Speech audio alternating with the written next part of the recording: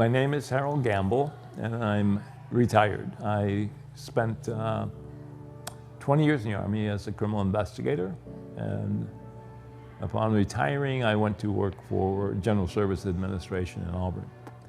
And I spent 17 years working as the director of law enforcement for that organization. I like the honesty, the feeling of that honest feeling coming from Pastor Dean and from you guys, and I really felt comfortable. So here we are, and love it. Just love it. We were doing the Thanksgiving deliveries for the meals, and we made our first run, and Joan said, we better swing back by the church and see if they need any more. So we walked in, and there were 3 more boxes to deliver. And so we picked them up, took them, and the first 2 we dropped off, people are really grateful for it, when you knock on the door.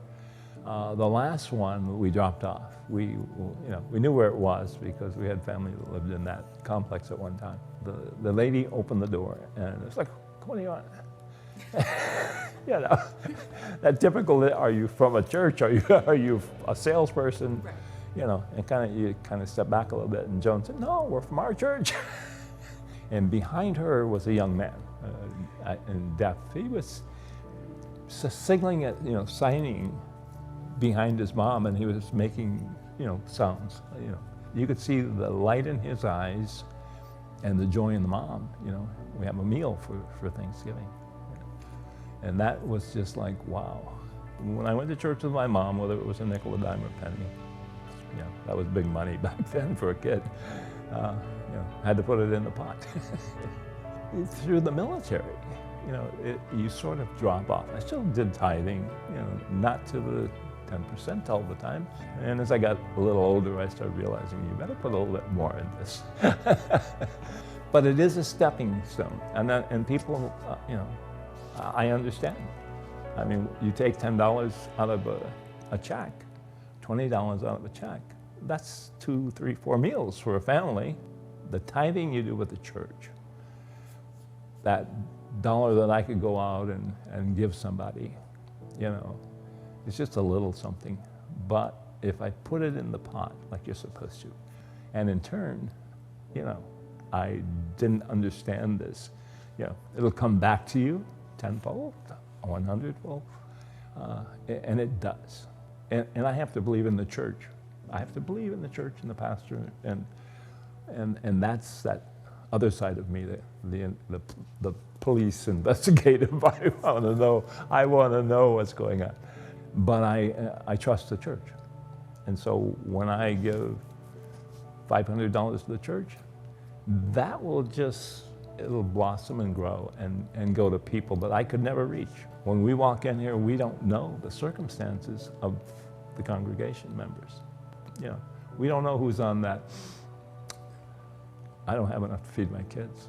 I can't pay the electric bill. I think that you guys will go, when I give you something, or the church gives you, the tithes and the offerings, that you can take that money and put it maybe into the hands of somebody and save their family, save their lives. And so for me, that's a big deal.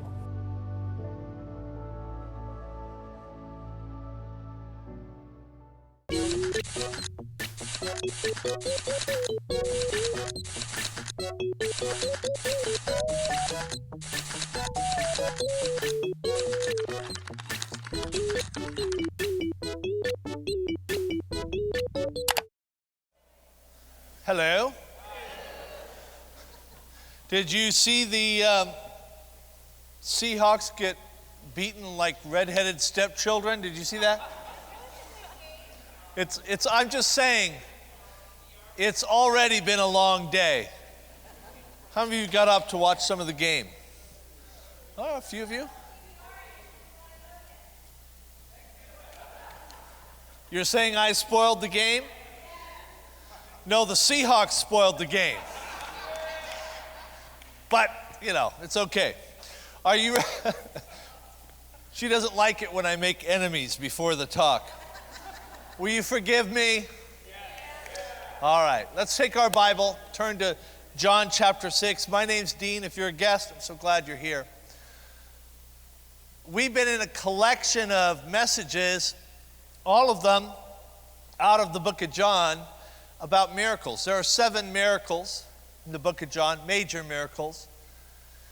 And we've been walking through them and just learning how to have those kind of breakthroughs. And under what circumstances do you get a miracle, and when do you need a miracle, and what is a miracle? And so I hope, have you been enjoying it? I hope you have. And today we're going to talk about an experience that the disciples had with Jesus in the middle of a storm, where Jesus walks on water. And I want to show you the some of the elements that were present that are probably still present in your life, and it may be why you're discouraged.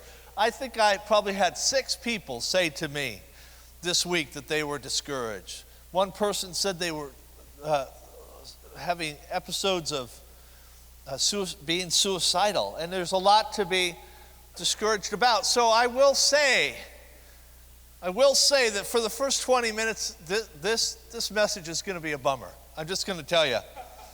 I'm warning you. Are you ready for that? But you can't, there's no good news without the bad news, right? The thing is that if you just receive the data, if you just hear the story, nothing will change. Around election night, did you all pay attention to the election? This is one of the reasons you're depressed, by the way. You watch too much TV. And so I kept hearing people say, well, you gotta be educated if people are educated. No, education changes nobody. Zero people are changed by education. Education received changes people, right? It's not the information, it's the information you believe. It's the information you put into action, right? So they say it's not practice, it's perfect practice, right? It's just keep working on it and working on it and working on it. So you don't need to hear this story one more time. What you need is to get some belief in you about how to get through it. And that's difficult to do. That's why I start out by saying it's difficult to do. This week, I was watching this video on nutrition, and this guy started talking about it, and it's about chemicals in our food and how it's bad for it. Anyway, I want you to watch this because I want to show you how I process the video and how you may process the Bible the same way I process this video. So watch this little thing about chemicals in food, etc. Fast food companies and other food processors drive down the cost of food relentlessly and force economies of scale and efficiencies, or what are called efficiencies, on farming. And I'll just give you one example. If you go to McDonald's, anywhere in the world, you will find French fries, or chips as you call them, and you will find that they're always made from the same potato, the russet Burbank potato. This is a potato from America that's unusually long and difficult to grow, but that's what they want, because when you're McDonald's, you like those red boxes with a little bouquet of very long chips. It looks really good. And so they insist that all their potatoes be russet Burbanks, and they further insist that they have no blemishes at all. There's a very common defect of russet Burbank potatoes called net necrosis. And you've seen potatoes with a little brown line sometimes, or spots that come through it. Well, McDonald's won't buy them if your potatoes have that. And the only way to eliminate that is to eliminate an aphid. And the only way to do that is with a pesticide called Monitor that is so toxic that the farmers who grow these potatoes in Idaho won't venture outside into their fields for 5 days after they spray. And then when they harvest their potatoes, they have to put them in these atmosphere-controlled sheds the size of a football stadium because they're not edible for 6 weeks. They have to off-gas all the chemicals in them.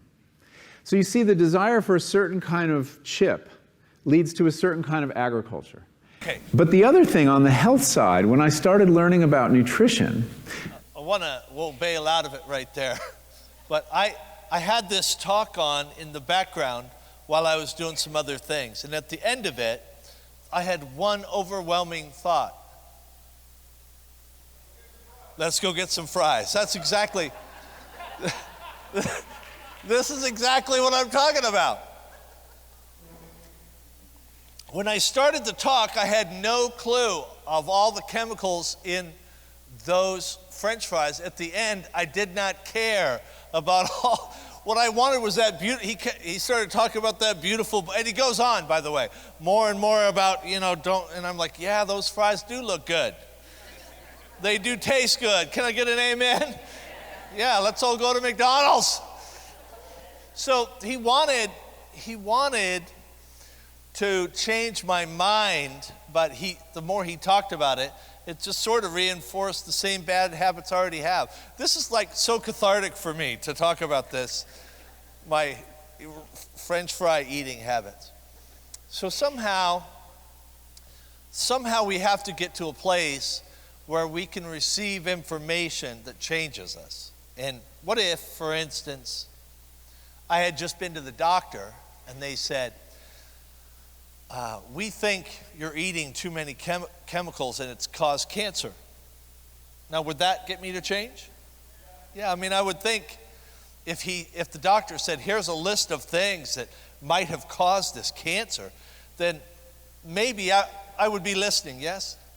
This is why it's important sometimes, even though we come to church to be encouraged, sometimes it's important to talk about the storm, because it's the storm somehow that gets us to pay attention, to process things you already have heard, things you already knew, but they haven't changed your life yet, right?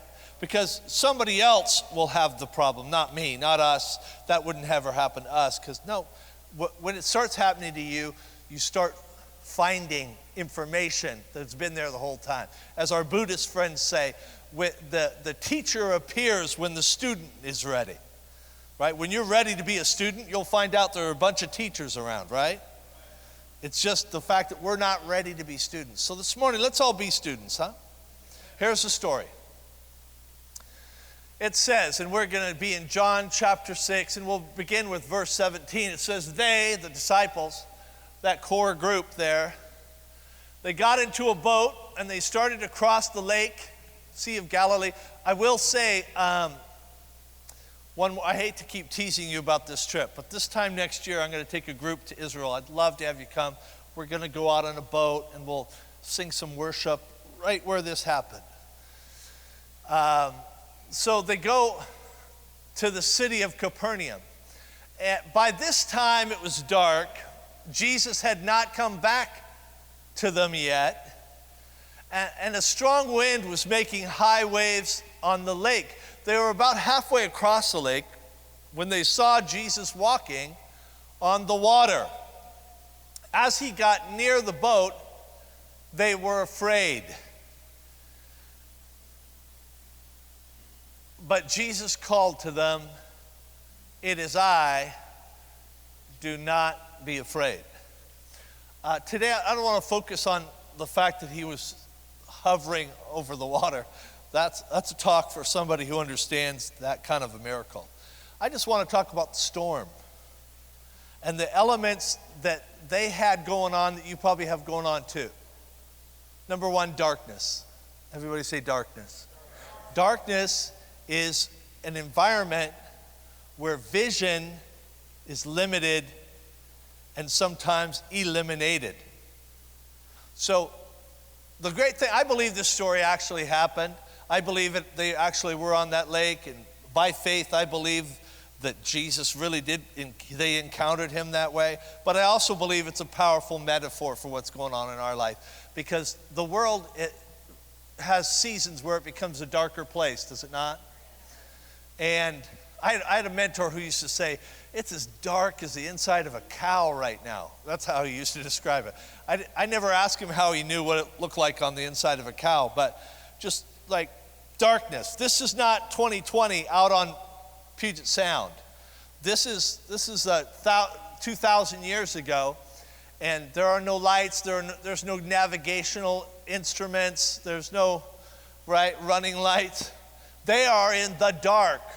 They don't know the nature of the storm. And when we get to the Sea of Galilee, they'll explain to you how this body of water, because of where it's positioned, because of its height, because of the way it's between these two mountains, like a little wind tunnel through there. So it can be completely placid, calm one moment, and the next moment a storm is on them, the way it just kind of whips through this little valley. And so it is for us too, right? That we can be like on cruise control, and the kids are good, and the spouse is good, and the job is good, and the money's good, and then the next thing you know, just one thing, and then one thing leads to another thing. Do you remember the George Clooney movie, The Perfect Storm? Or some of you have heard of the history book that Winston Churchill wrote called The Gathering Storm. It's about how Hitler did this, and then Stalin did that, and these people did that, and pretty soon the whole world is at war. That's the nature of a gathering storm, where it starts out small over here, but then it gains momentum over here, and pretty soon it's engulfed all of us. And that's the way darkness is. It kind of whips in, and all of a sudden you can't see. When you can't see, you have to heighten other senses. This is why lots of people talk about vision, but I'm telling you, vision in the end times is not as valuable as listening. If this room, we sealed off all the windows and we made it as black as the inside of a cow,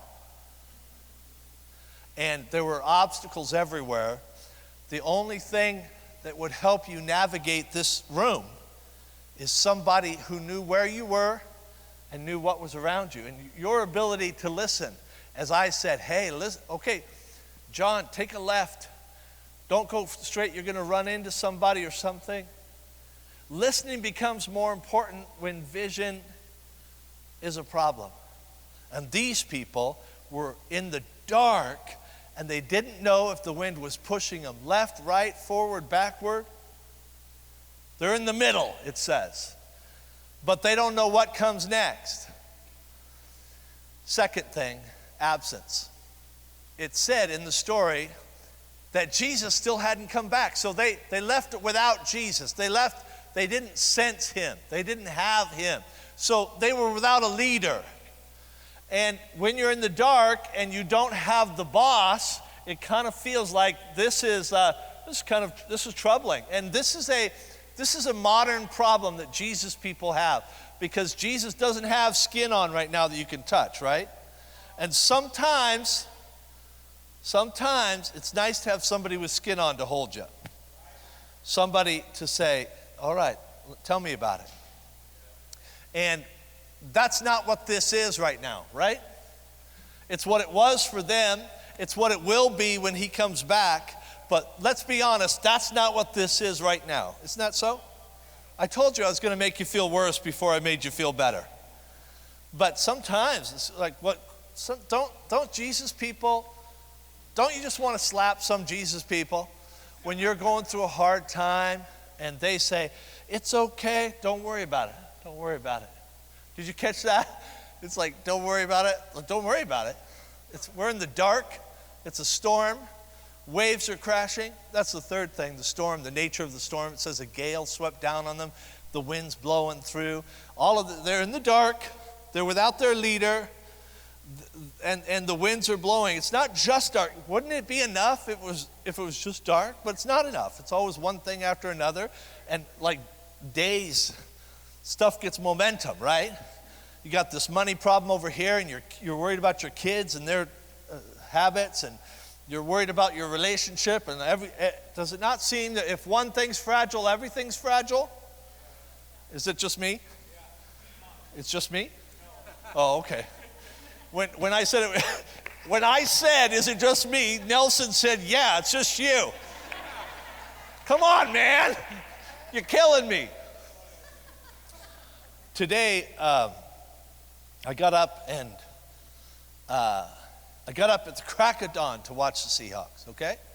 So I'm watching that, and then I promised my daughter, Lauren, I call her Gabby, I promised I'd meet her at a coffee shop, and I would buy her coffee, and she would give me Moses to bring to church, because she was going to come to this service. And so, as I'm driving to go meet her at the coffee shop, I remembered that today was the anniversary of the death of a friend of mine. My daughter-in-law's father died a year ago today from complications from COVID. And it got me thinking about my daughter-in-law, and I'm like, I'm going to call her. So I call her, and I said, hey, it's Dad. I'm thinking about your dad, and today was the day, wasn't it? And she starts to cry, and we were talking about that. Now, while I'm in the middle of this conversation with her, my daughter, Lauren, is trying to call me. She tries to call me once. So I know something's up. She keeps trying to call me. Either she really wants that coffee, and I'm late, or something's happened. But I can't. I got this, so I finally hang up after I talk to Michaela, and then I call Lauren. She said, Dad, I have a flat tire. Can you come get me? And I'm like, I look so good right now. You know what I mean? I got a white shirt, the idea of changing a tire. So I hustle over there. She'd already called the tow truck, but she's like, will you take us to go get coffee? So so I have Moses on my lap, 70-pound Moses. And, me, 150 pounds. It's a lot of weight in a driver's seat, right? And he's got his head hanging out the thing, and she's trying to talk to the tow truck, and we're trying to get out for her to get the coffee and get her back to meet the tow truck. And Ann calls, and I said to Ann, I got a lot going on right now. Isn't that just the way life works out, right? And I'm supposed to come here and encourage you, and I got dog hair all over me, slobber on my arm, coffee stains, changing tire. It's just like surprise. This is the fourth element. It's dark. I can't see the leader. The wind is blowing. Economy's changing. Job's changing. Somebody passes. Can't sleep. Can't eat. I need a drink. What am I going to do? And then, surprise. And normally, things that would normally be a blessing to us when we're in the middle of the storm don't feel like a blessing. So what was the surprise when they're in the middle of the storm? Jesus. Jesus is walking towards them, and it says they saw it was him, and they were even more freaked out. He was like what they were missing in the first place, but in the middle of a storm, you're kind of like, don't complicate this. Because were these guys used to storms? They were fishermen. They had been through storms before. So this must have been a storm, like a storm, like a real storm. Their expertise was not enough, right? What they knew was not enough. What they had experienced before was not enough. And so you're like, wow, what are we going to do? And then Jesus tries to start doing something, and we're like, you're freaking me out. He makes us even more scared. But check out his answer. At first, he seems like that annoying friend, because the first thing he says is, the answer, by the way, is his presence. And you'll see it when you pay attention to the verse. He called out to them, don't be afraid. That's the annoying part, because who's not afraid in the dark with the wind in the middle of a lake with ghosts appearing? How do we do that? But he gives the answer why you shouldn't be afraid. It's like, me, my presence. How I showed up might have freaked you out, but I'm still me, and if I'm here, it's about to get better. Now, this particular body of water that I was talking about, It's still there, and it still is what it is. He didn't stop storms on the Sea of Galilee. Storms come and storms go on the Sea of Galilee. He did a miracle in this storm. There's no doubt about it. But those guys were going to go back in a boat someday, and they went through other storms. True or false? 100%. So, if Jesus just stops the storm, it doesn't change anything. Because Jesus is not here to change your circumstances. He's here to change your mind. He's here to change your heart.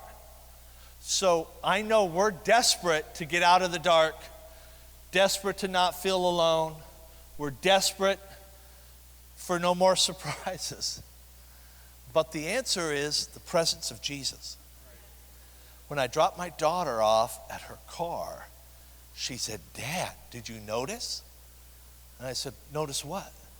She said, "I didn't cry." I'm like, "Yeah, you didn't cry." She said, "That's my faith. I'm building my faith."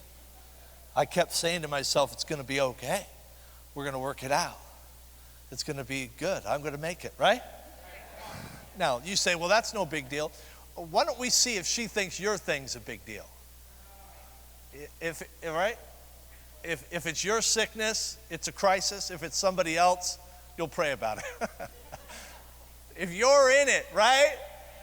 So what Jesus is trying to do is teach them how to get comfortable with his presence in the storm, because he can calm it, he can walk on it, he can part the seas. I could think just from Scripture about 10 things that Jesus could have done in the middle of that storm. But the deal was, can I trust his presence? I've been at bedsides while people were taking their last breath. You got to trust his presence. I've had families ask me to turn the machines off for a family member that's died, and the only thing keeping them going is a machine. And I've needed God's presence. I don't know, they must have needed it 100 times more than me. But just for me to turn off the machine, I just had to believe that Jesus was going to show up. I've been with people, they've asked me to sit with them while they're going through a DUI case. I can remember sitting on the back row while my friend was getting sentenced for a DUI. And afterwards we just hugged and said, yeah, Jesus is going to be with us through this, right? Can't see him, can't put my hands on him right now, right? It's not an idol. You can't rub your crucifix. Your rosary beads aren't going to be of any help. But he is going to show up. And the first thing he changes is in here. In here. Don't look for him to all of a sudden bring the sun up. It was still dark. He calmed the waves, but it was still dark. They were still halfway. He didn't, change everything, but he changed enough that they knew that they were in the presence of God himself. And if we had time today, I could ask people to stand and tell you their miracle story. Why are they so calm in the middle? Because of what they've seen Jesus do. He didn't just change their biopsy, he changed their attitude. He changed their peace about eternity, right? Will you stand with me? I just want to practice today, because we're not trying to learn about miracles, we're trying to experience them. So let's just tune everything out. We'll do that by closing our eyes. And before we think about the miracles that we need, and we're going to pray for those, if I could have some prayer people come forward, be ready to pray with friends. But with every head bowed, every eye closed, can we just practice the presence of Jesus here right now? Because his presence was the answer. And so if we talk to him, if we invite him into the situation, he's not a grab bag, he's not a magician. He says, don't worry, I'm here. It's His presence. His presence makes different things happen. So Jesus, you're here right now. You're here among us. We know who we are. We're broken, scared, unworthy, unfaithful, ignorant people. But we want to know, we want to experience, we want to trust. We want to overcome our unbelief. We don't have the vision. It's too dark for us to understand our era, our circumstances. So God, would you give us clarity in the middle of the dark? Would you give us clarity about the relationships we're in, about our next moves, about the future? Would you give us clarity about the past? What lessons are to be learned? Jesus. Just say His name with me. Jesus. If you're not here, this is an exercise in futility. But if you're here, anything is possible. So, reveal to us. Build trust in us. We trust you, Jesus. I trust you, Jesus. I trust you. I trust you with the circumstances I can't change. I trust you with the minds that I can't change.